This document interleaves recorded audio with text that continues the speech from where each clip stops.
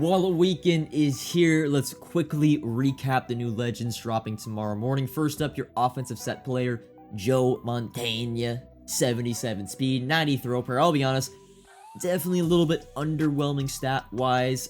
Throw under pressure, only 89, so I don't think he gets anything super special like Fearless. I would have said Fearless because he is going to get tier 4 abilities. That's because these are 90 overall legends. However, I don't think his throw under pressure threshold is gonna, but let me know down in the comments if it is. Going over to the defensive side of the ball, we have John Randall, defensive tackle, 81 speed, 92 block shed, 90 power move, 89 finesse move. I think he's the best D tackle in the game. Quentin Williams, he had a good 1 day or 2 days, buddy, of being defensive tackle number 1. John Randall now takes that slot. And then for the LTD, we have Torrey Holt, the last, or at the time it was St. Louis Rams. 89 speed, 90 medium route running, and 90 short, 89 deep. Very comparable to Stephon Diggs, but with +1 speed. I think Torrey Holt was on, I think he has Jaguars theme team if I'm not mistaken too. Pretty solid legend weekend if you ask me. I think we get like an upgrade at receiver, the best D tackle in the game. I will say Joe Montana, although he's probably the biggest name in this, I don't think he's going to be better than Andrew Luck. Might be better than Josh Allen if he has a better release. But those are your legends. But that's enough of the legend talk. Let's recap one of my personal best days of the year when it comes to investing. And hopefully you guys watching this too. Because we did not know if we were going to get 90 champions and what the set requirements were going to be going into Thursday morning. We got our set champions being Kyle Pitts, DK Metcalf, Myles Garrett, and Quinnen Williams. 4 amazing champions. And then the sets required any 87 or 88 overall player. And of course, if you'd seen our binder on Market Monday or even on Tuesday Season 2 video, you'll know we had around 150 87 overalls that I had bought for 95 to 100k over the weekend and earlier this week. But I also had some 86 overalls, around 75 of them that I had bought in the low 60s. And as you can see, 87 overalls have jumped all the way to around 145k at the moment. I've sold all of my 87 overalls for around 140k average. If you want extended coverage of the market and how I make my coins, subscribe to the Coin Bible exclusively on Team Get Lucky, link in the description. But then that begs the question, what did I do with the remaining 86 overalls? Well, actually right now, they're going still for 70 to 75k. And we'll talk about the market after we recap this day. But 86 overalls in the morning, again, we're still going for like 75 to 80k. So I was able to sell off around 20 of them for that price and still make a small profit, whereas the rest of my 86s got quick sold and put into the mystery pack rollover. You guys will know now the mystery pack is 1400 training. Well, before that, it was 780 training. This was the plan all along. It really was just dependent on what overalls were required within the sets. But I'll say this. This was about the best case scenario for investing I think we'll ever see, because normally when we go into a release of content, we'll probably have 1 or 2 overalls prepped for the new sets. Of course, that being 87 overalls and 86 overalls this time. But the great thing is 87 overalls were used and they jumped up around, they went from 90 to 95k all the way up to 140k. But the 86 overalls that we bought for 60 to 65k, they haven't really moved in price. Normally, you would think like, hey, the cards that aren't involved in the sets go plus an odds boost on the way. That overall not used in the sets, it's gonna drop like, at least 10, 15, maybe even 20%. We go back to the last sets, right? The 85 and 86 overalls that were used. 85 overalls dropped from like 70 to 75k all the way to 60k. Like they dropped a significant amount. So again, best case scenario, but again, I used most of my remaining 86s and some like 83 legends because of course we were getting the overall jump, so 83 legends were relevant, 80 overall legends were relevant. Quick sold those, and you'll see in the background just rolled a ton of mystery packs and then held the packs until the price change, signaling the odds boost on the packs. I will say mystery packs this time around just in general weren't as good because the Gridiron Guardian pack, which you see me pull probably 1 every 3 or 4 packs, it's not as good as a pack as the Ultimate Kickoff pack that was in the mystery pack roll last time we did this. It's just not as good. I mean, the pack itself is, I think, a 35 or 40k pack coin wise, whereas the Ultimate Kickoff pack was like a 80 to 90k pack. Good thing for the next mystery pack rollover is the Unstoppable pack that's in the roll right now. It's like a 100k, I think, or 80 to 90k coin pack, which is pretty good. That should mean the mystery pack next time around, just in terms of value, sheer value, you'll get better packs in general.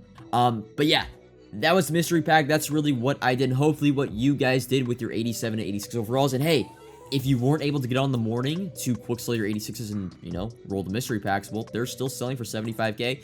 You can get all your coins back, even really a little bit of profit. Another great thing to come out of the overall and odds boost was, well, my team, because if you guys are unaware, didn't watch the Market Monday video, I sold the majority of my team with plans to really not play the game for a week and a half to 2 weeks and wait for the most feared overall boost, and then sort of to buy my team back. But with this change and a lot of panic selling, I was able to buy back my team for significantly cheaper than a lot of the players that I sold and rebought the same players back. I mean, I could list off some prices here because they're pretty damn cheap. I mean, Andrew Luck, I sold for 1.2 million, you'll know, bought back for 600k. I bought Gronk for 200k, Calvin Johnson 220, Stephon Diggs for 330 and all the panic selling, Willie Rowe for 260, Quentin Nelson for 300, Creed Humphrey and Charles Cross for like 225 a pop.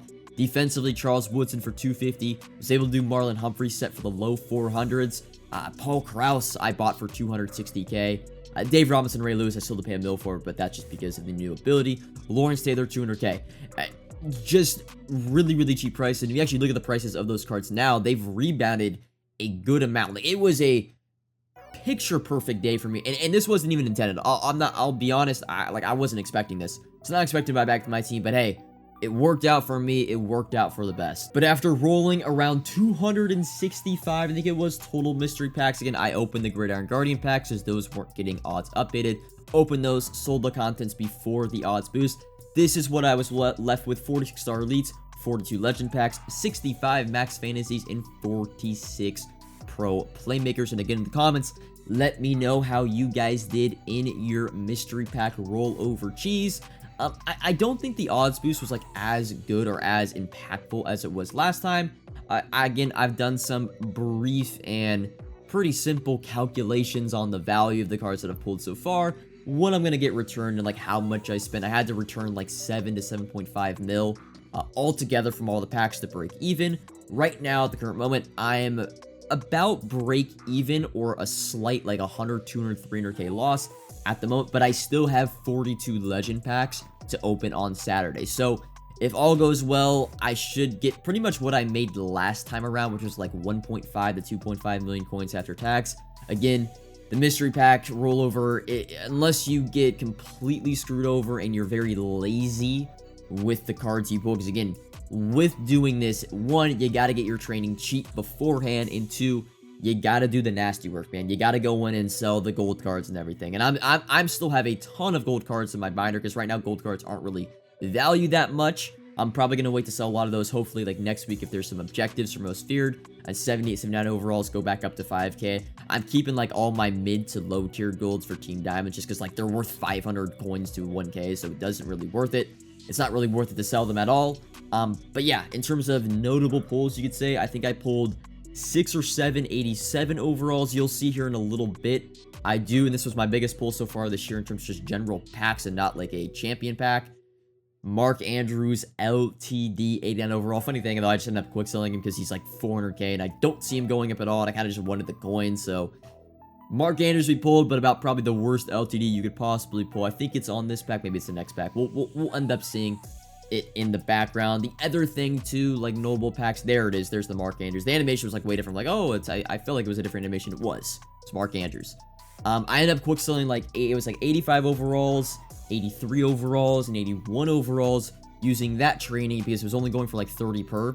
Using that training to open up 2 of the Unstoppable Champion training packs, and I did end up pulling Josh Allen and Derwin James. And I did calculate those packs into my total like profit, or right now I'm break even plus the legend pack. So I will say I definitely have gotten decently lucky this time around, whereas last time I didn't really get any big pulls. So I think mystery packs as a whole were not as, the rollover was not as good this time around as it was last time, but that's just because I think, again, the Gridiron Guardian packs just, they would return like 10 to 12k on average every pack, whereas the Ultimate Kickoff packs last time around were probably returning like 15 to 25k on average. They were like pretty decent packs. You'd pull an 83 overall every other time, and that card at the time was going for 30k. That would return all your value.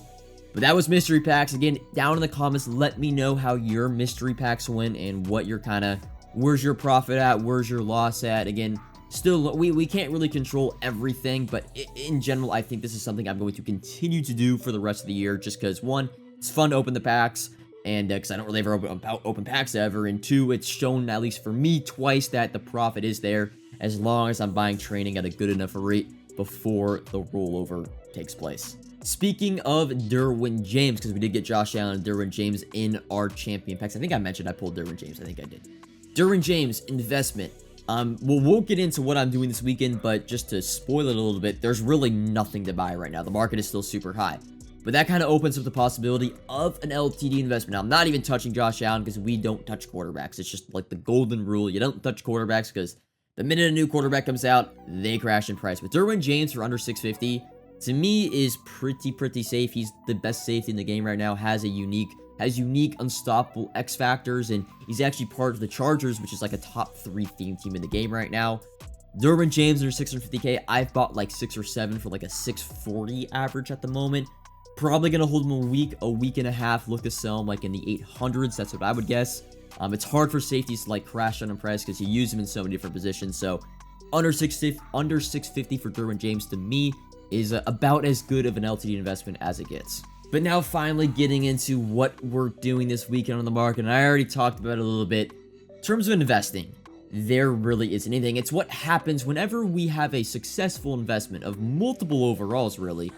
That usually means a good chunk of the market is inflated, and this is a very, I don't think you guys understand, especially now, not really on high-end cards, because the high-end market has dropped. It's rebounded, but it's still relatively cheap compared to like last week. But in terms of like 88 overalls and below, you guys don't understand how inflated this market is. The rule of thumb and what controls the entire market is still training in the mystery pack, and the mystery pack has doubled in price to 1400. And in general, the mystery pack, in terms of training, it should cost around 30,000 coins to open. And that would mean training needs to be in the mid to low 20s for that to be true. And right now, I mean, 87 overalls are 140k. They would have to be like 70k for that to be a thing. So 87 overalls, of course, are super inflated. I wouldn't even remotely think about buying them for like future most feared sets unless they're under 100k. And that's a far stretch, right? They're still 30-40k away from that price. Then even 86 overalls at 75k. 86 overalls wouldn't be a buy unless they're like in the mid to low 50s. We look at 84 overalls. They're still 30 to 35k, which is pretty much what they were going for last like overall phase.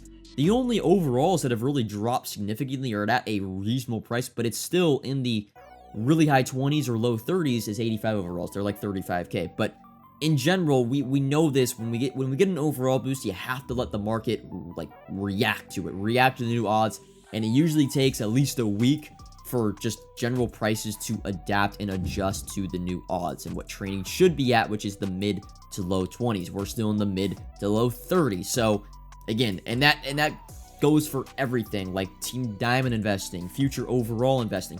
We don't really want to buy anything because everything's going for the mid 30s. We want them to go for the mid 20s before we buy any overall. So yeah, this weekend, again, the only thing I'm really going to be targeting is maybe there's like a legend piece from a special offer that's cheap. And again, I always like buying those. Don't buy those and don't pre-build legends if you aren't going to be on Saturday morning for just like future Saturdays. Because even though 83 overalls like last weekend went down from 20 to 15k, I still was able to liquidate and make a profit in the early hours. But if you weren't able to get on Saturday, you would have lost coins. That's not good. So generally don't pre-build anything unless you're going to be able to be on during that first day. But yeah, there's really nothing to do investing wise. Of course, there's always sets, but I'm not going to say the sets because if I say the sets, they ruin the sets. But there's a ton of Team of the Week sets. Campus Hero sets are still really good. There's some AKA sets, some Gridiron Guardian sets that are good if you want to look into those. But that's really all I got again. This weekend can be very dry. I'm not going to be on the game that much. I'll be straight up honest because I'm not going to waste my time when there's nothing to buy. That's all for this video. Comment if you have any questions. Like if you enjoyed. Subscribe if you are new. And until next time, peace.